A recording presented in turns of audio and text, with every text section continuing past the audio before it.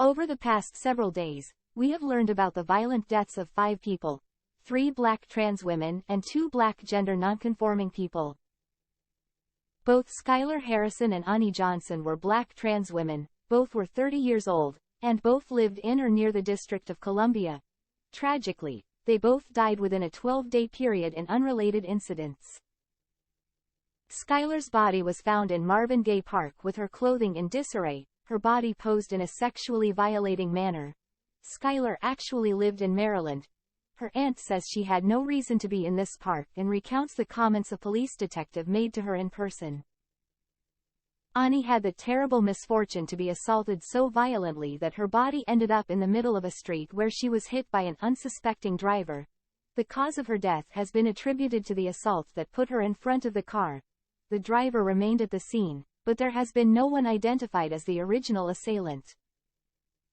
In Chicago, a black gender nonconforming person named Dominic Dupree or Dominic Palace was shot to death while sitting in their car. Dominic was 25 years old. Dominic used both male and female pronouns, so we are using they or them to avoid misgendering them. No suspects have been identified as of yet. Also in Chicago, a black trans woman named Lisa Love was killed Tuesday while walking home. She died from multiple gunshot wounds. Lisa was 35. While researching these individuals, I learned about the August shooting of another black gender nonconforming person named Lovely Page. Lovely's exact age is unclear, but it appears they were between 50 and 65. Lovely died from 6 gunshot wounds they sustained in a dark alley in Chicago. No arrests have been made. I have now written 34 memorial blog posts for transgender, gender nonconforming, and non-binary neighbors. 26 of them were transgender people of color, including Black and Latinx Americans, one AAPI woman, a woman who emigrated from Rwanda, and a young person of Indigenous and Latinx heritage. As of this post, a trans person has been reported killed in the U.S. every 8.47 days in 2023.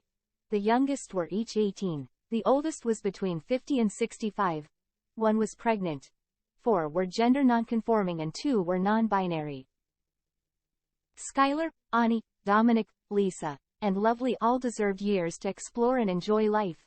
Our lives are less bright because of their deaths and our hearts are broken by our failure to create a safer world for them. Rest in power, neighbors and friends. May your memories be a revolution. You can read the full memorial post for all 5 individuals at pghlesbian.com.